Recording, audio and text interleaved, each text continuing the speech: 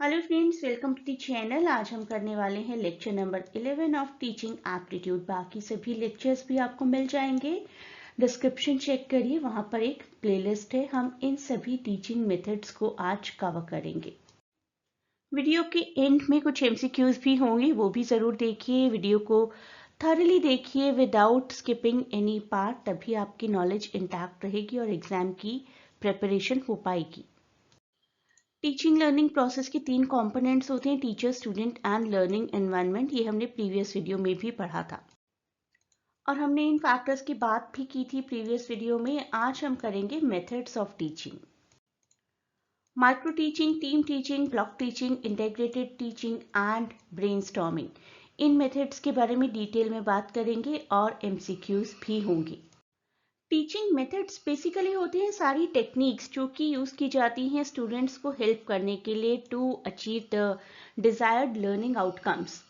Activities होती हैं different different तरीके की और किस तरीके से उनको इम्प्लीमेंट किया जाता है। टीचिंग मेथड हेल्प करते हैं स्टूडेंट्स को to understand the content in a better way and to make them learn about its application in real life also. Methods of teaching classify करते हैं teaching according to its aim, its goal and way in which teaching goals may be achieved. तो आइए करते हैं micro teaching कब develop हुआ था, किसने किया था, ये सबसे ज़्यादा याद रखने लायक बात है। माइक्रो टीचिंग एक टीचिंग ट्रेनिंग है, फैकल्टी डेवलपमेंट टेक्निक है, जहाँ पर टीचर्स रिव्यू करते हैं recording of a teaching session. आजकल के टाइम में ये बात बहुत कॉमन हो सकती है कि teachers can very easily record their classes और अपनी क्लासेस से सीख सकते हैं, लेकिन once upon a time 1963 it was a task.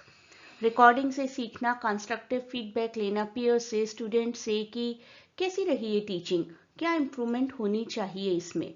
तो बेसिकली रिकॉर्डिंग से सीखने की एक टेक्निक, बहुत ही माइन्यूटली हर चीज़ को एनालाइज करना कि कहाँ पर क्या कमी रह गई थी, that is called micro teaching.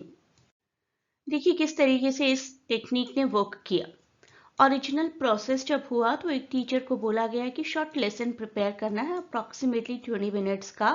कुछ लर्नर्स को पढ़ाना है जो उनके स्टूडेंट्स हो भी सकते हैं और नहीं भी। Then this was recorded on video. Video technique तो आ ही चुकी थी उस टाइम तक।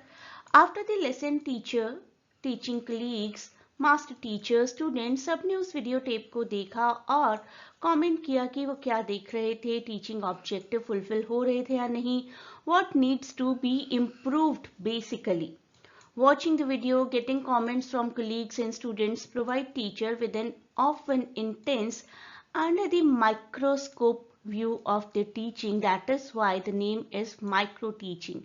जब आप बारीकियां देख पाएं, जब आप पढ़ा रहे हैं और पढ़ा दिया और उसके बाद सिर्फ एक नॉर्मल फीडबैक लिया तो that is just a feedback, लेकिन एक रिकॉर्डिंग अगर रह जाती है, you can watch it over and again और बार बार देख सकते हैं कि क्या क्या कमी थी, वॉइस टोन में ही क्या दिक्कत थी, लेसन प्लान में क्या परेशानी थी, क्या लेसन ने अपना एम पूरा किया या नहीं किया। ये देखकर खुद को इम्प्रूव करना, that is such a huge achievement. तो माइक्रो टीचिंग बिल्कुल माइन्यूटली ऑब्जर्व करना। तो माइक्रो टीचिंग एक बार देखिए। Method introduced by D. Allen and R. Bush 1963। Teachers को ट्रेन करने के लिए यूज किया जाता है, not for students, makes the teacher training program very scientific and meaningful. क्योंकि टीचर खुद को देख पा रहे हैं कि सच में क्या हुआ था। जस्ट लाइक दैट फीडबैक देना ना कि आपने ऐसा किया था, आपकी टोन ठीक नहीं थी, आपका एक्सेंट ठीक नहीं था, आपकी वोकैबुलरी ठीक नहीं थी, टीचर विल नॉट एक्सेप्ट। लेकिन अगर रिकॉर्डिंग सामने होगी तो that is a proof. Complain करने के लिए नहीं है ये method. I am not saying कि कंप्लेन करने के लिए, कमियां निकालने के लिए है, एरियाज ऑफ इम्प्रूवमेंट देखने के लिए है। प्री सर्विस भी यूज किया जा सकता है और ड्यूरिंग द सर्विस भी। तो ये कह सकते हैं मोर और लेस, पहले प्लान किया जाता है, फिर टीच किया जाता है, फिर फीडबैक लिया जाता है, फिर रीप्लान किया जाता है और फिर से रीटीच किया जाता है, and the vicious circle continues. Micro teaching को सिंप्लीफाई करते हैं। माइक्रो टीचिंग खुद सिंप्लीफाई करता है कॉम्प्लेक्सिटीज को, क्लास साइज, टाइम टास्क, सब इस तरीके से यूज किए जाते हैं कि ऑप्टिमल मैक्सिमम ट्रेनिंग हो पाए टीचर की। डिमॉन्स्ट्रेशन तो होता ही क्योंकि वीडियो प्रेजेंटेशन है, लेसन प्रिपरेशन में 5 to 10 मिनट्स का टाइम लिया जाता है। टीचर ट्रेनिंग की एक प्रैक्टिस है जिससे कि टीचर्स के स्किल्स को इवेल्युएट किया जाता है। 10 minutes teaching session with 5 to 10 pupils involved. In more recent years, I'll say the easy availability of recording equipment and use of social media for spread of information have made micro teaching very much easy and accessible. अब देखिए team teaching. Team teaching जैसा कि नाम से ही समझ में आ रहा है, ग्रुप ऑफ टीचर्स मिलकर पढ़ाते हैं। Teachers together set the goal for a course, design the syllabus, prepare individual lesson plan, teach students and evaluate the result. कहते हैं ना, एक और एक मिलकर 11 हो जाते हैं। तो यही स्ट्रैटेजी सोचकर टीम टीचिंग को अप्लाई किया गया है। आपस में एक दूसरे के विचार शेयर करना, 1+1 हमेशा 1 से तो ज़्यादा ही होगा ना, that is a simple thing. तो स्टूडेंट्स को एडिशनल नॉलेज मिलती है, टीचर्स का आपस में डिस्कशन होता है, एक्सचेंज ऑफ नॉलेज होता है। When teachers teaching same subject at different times और same time, it helps in how to maximise the utilised resources. Direct involvement होती है स्टूडेंट्स के साथ, सभी फैकल्टी मेंबर्स इस्तेमाल किए जा सकते हैं। Suppose there are 5 classes going on and 10 teachers are there at present. तो अगर एक से ज़्यादा टीचर्स को इन्वॉल्व किया जाता है एक क्लास को पढ़ाने में, तो फैकल्टी मेंबर्स का अच्छे से यूटिलाइजेशन हो सकता है। Team teaching can be with in a single discipline और इन स्पेशलाइजेशन ऑल्सो। ऐसा भी हो सकता है कि 2 अलग अलग एरियाज के टीचर्स मिलकर एक साथ एक क्लास को पढ़ा रहे हैं, और ऐसा भी हो सकता है कि दोनों टीचर्स सेम सब्जेक्ट्स के मिलकर एक क्लास को पढ़ा रहे हैं। ऑल दो रियलिटी में मुझे लगता है कि फ्रिक्शंस के चांसेस भी हो सकते हैं, बट स्टिल टीम टीचिंग को एक पॉजिटिव एस्पेक्ट माना जाता है।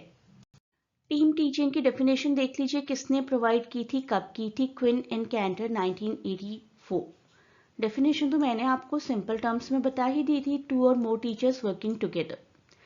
Simply teamwork between 2 qualified instructors who together make presentations to an audience. तो कितनी सिंपल सी सीधी साधी सी डेफिनेशन है। इसके बाद देखते हैं ब्लॉक टीचिंग। ब्लॉक टीचिंग अगर मैं आपको सिंपल टर्म्स में समझाऊं तो इसका मतलब है कि बहुत इंटेंसिवली कंटिन्यूसली एक टॉपिक को ख़त्म कर देना पढ़ाकर और फिर दूसरे टॉपिक को शुरू करना। साइमल्टेनियसली 2-3 चीज़ें ना पढ़ाना, that is called block teaching. तो एक वीक या कुछ दिन तक स्टूडेंट्स की लर्निंग को एक ही टॉपिक पर ऑप्टिमाइज किया जाए, 1 course at a time. Typically, there will be block of time for teaching followed by a block of time for independent students learning. तो ये मेथड बड़ा ही डिफरेंट है कन्वेंशनल टीचिंग से। अब हमारी स्कूल की टीचिंग जो है ना, कन्वेंशनल टीचिंग है, एक पीरियड इंग्लिश का, फिर मैथ्स का, फिर साइंस का, फिर कोई और subject and so on. Block teaching concentrate करता है कि आपको कम से कम एक टॉपिक नहीं तो एक सब्जेक्ट कंटिन्यूसली कुछ दिन के लिए पढ़ाया जाए, जिससे कि आपकी नॉलेज ऑप्टिमाइज हो जाए। ऑल्दो डिबेटेबल है कि साइमल्टेनियसली अगर सारे सब्जेक्ट्स नहीं पढ़ाएंगे तो बाकी सब्जेक्ट्स भूलते जाएंगे, एक ही पर कॉन्सेंट्रेशन रहेगा। But the end of the day the fact is कि this is the definition of block teaching. तो ब्लॉक टीचिंग को अगर पॉइंट्स में बांटा जाए तो it is a method in which teachers take long classes. Lectures को बहुत ही इंटेंसिव, बहुत ही डीपली पढ़ाया जाता है। स्टूडेंट्स एक कोर्स कर रहे होते हैं एक टाइम पर, और continuously there is an interaction between students and teacher.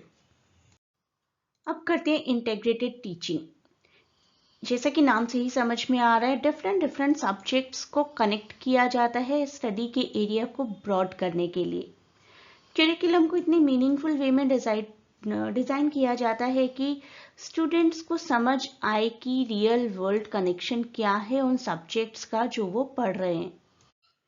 Integrated approach John dewy ने प्रोवाइड की थी, not very directly for teaching, लेकिन उनका मानना था कि स्टूडेंट्स की जो अर्ली चाइल्डहुड एजुकेशन की रूट्स होती हैं ना, that is because of the interconnection of many domains, many areas. सोचिए ना, एक स्टूडेंट, एक बच्चा, छोटा बच्चा लैंग्वेज भी उसी वक्त सीख रहा है, कलर्स भी तभी सीख रहा है, शेप्स भी तभी सीख रहा है, तो कितनी इंटीग्रेटेड अप्रोच ऑटोमेटिकली आ जाती है। लर्निंग कितनी मीनिंगफुल बनती है। यूनिफाइंग थीम्स होती हैं, रियल लाइफ एक्टिविटीज होती हैं, और वो लर्निंग देखिए कितनी प्रैक्टिकल होती है, जो एक छोटे बच्चे की ऑटोमेटिक इंटीग्रेटेड लर्निंग होती है। एग्जाम्पल देखिए, जैसे कि साइंस और मैथ एक साथ सीखा जाता है। फॉर एग्जाम्पल, स्टूडेंट्स जब मेजर करते हैं प्लांट्स की ग्रोथ साइंस में, तो साइंस भी यूज हो रहा है, मैथमेटिकल स्किल्स भी यूज हो रहे हैं, है ना। तो कभी भी ऐसा पॉसिबल भी नहीं है वैसे कि हम सिर्फ एक ही चीज की बात करें। अभी मैं आपको जो टॉपिक पढ़ा रही हूँ दैट इज टीचिंग एप्टीट्यूड। लेकिन टीचिंग एप्टीट्यूड हमें समझ क्यों आ रहा है? क्योंकि हम सोसाइटी के बहुत सारे एस्पेक्ट्स को समझते हैं, सोशल साइंस को समझते हैं, एनवायरनमेंट को समझते हैं। आप अपने यूजीसी नेट के पेपर 1 का ही एग्जाम्पल लीजिए, 10 यूनिट्स हैं और सभी कितने अलग अलग अलग हैं। उसमें से कुछ तो सोचकर ऐसा लगता है कि ये क्यों पढ़ना है, हमें ये नहीं पढ़ाना, हमें फ्यूचर में बच्चों को, हम तो इंग्लिश लिटरेचर पढ़ रहे हैं। लेकिन कहीं ना कहीं इंटीग्रेटेड टीचिंग एक ह्यूमन की डेवलपमेंट करता है। जैसे कि जब हम अमेरिकन रेवोल्यूशन पढ़ रहे हैं, तो that is automatically we are covering literature and history.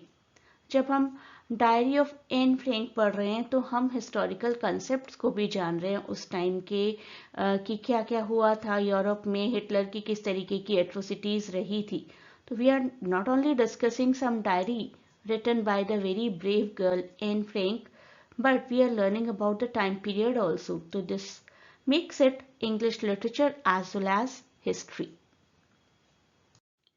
तो इंटीग्रेटेड टीचिंग वो कैसे करता है? सब्जेक्ट्स को कनेक्ट करता है। कोई भी 2 subjects, 3 subjects, math, science, history, सब एक साथ कनेक्ट भी हो सकते हैं। जैसे क्लाइमेट चेंज की जब आप स्टडी करते हैं, तो आप ज्योग्राफी भी स्टडी कर रहे हैं, बायोलॉजी भी, केमिस्ट्री भी, और even maths can also be there. जब आप कहते हैं कि टेम्परेचर पहले इतना हुआ करता था और अब इतना हो रहा है, वो भी क्लाइमेट चेंज का पार्ट है। तो दैट इज द रीजन कि ओवरऑल इंटीग्रेटेड डेवलपमेंट ज़रूरी होती है, रियल वर्ल्ड के साथ हमारा कनेक्शन बनता है। Student see how what they learn in the classroom connect करता है उन्हें अपने आसपास की असली दुनिया से। नेक्स्ट मेथड इज ब्रेनस्टॉर्मिंग, और हम में से कभी ना कभी, कहीं ना कहीं, हर कोई ब्रेनस्टॉर्मिंग का हिस्सा रहा है।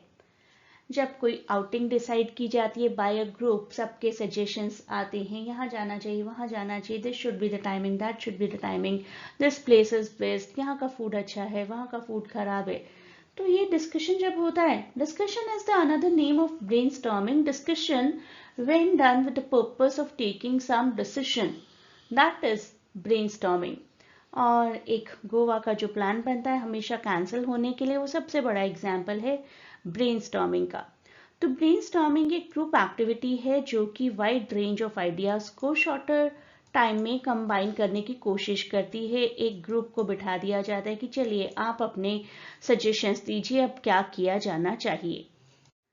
ब्रेनस्टॉर्मिंग का जो आइडिया ओरिजिनली आया था ना, that was by this American advertising executive Alex फेकिनी।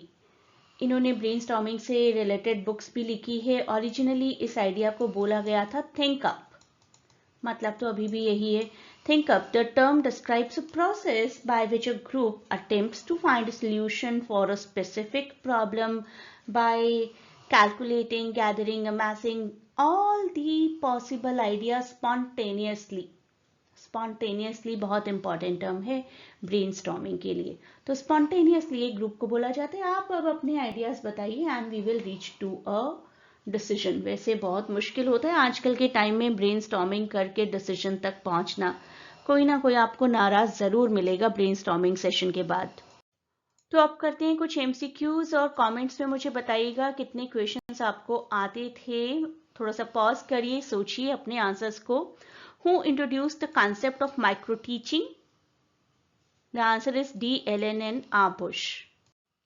Which of the following is not a characteristic of micro-teaching? Option C. It involves interaction with students in a real classroom setting. Next, team teaching is defined as A group of teachers working together to plan, teach and evaluate learning activities. Which of the following is a key feature of block teaching? Students long classes लेते हैं और focus करते हैं एक course पर at a time. Next, in integrated teaching, students क्या करते हैं? Option C, explore the connection between various subjects through real world scenarios. In brainstorming method, the teacher's role is primarily to facilitate the session, ensuring equal participation. मुझे comments में बताइए कितने questions आपको खुद से आते थे और आपने ठीक किए हैं. And please do not forget to share and subscribe the channel और अपना feedback भी provide करिए मुझे comment sections में. And you can also give some suggestions कि और किस तरीके के videos आप देखना चाहते हैं जिससे आपको लगता है कि आपका benefit होगा to prepare for this UGC NET upcoming examination.